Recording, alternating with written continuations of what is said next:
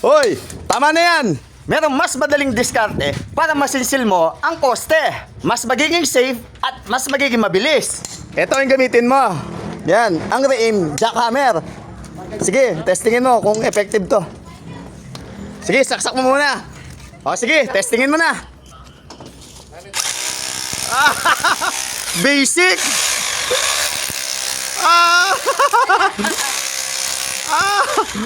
Oh, ang bilis. Ayun na yung bakal.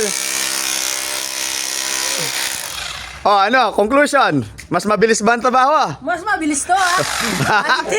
Oh, at saka maganda, hindi nabubugbog ang poste. Quality talaga. Yan o. Oh, kung ayaw nyo mahirapan, gumamit kayo nito.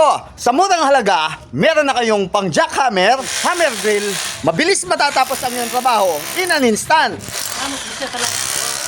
Basic ang poste. Buhos yan. Kaya pindutin mo na yung link dyan sa comment section para makarami ka na ng pera. O diba? Foreman, ano? Mas gusto mo pa ba yung pansinsil? Ang kontrata kaya ito yung gamitin mo, mabilis pa. Oo. Bye-bye! Bye! Makakarami ka na niyan.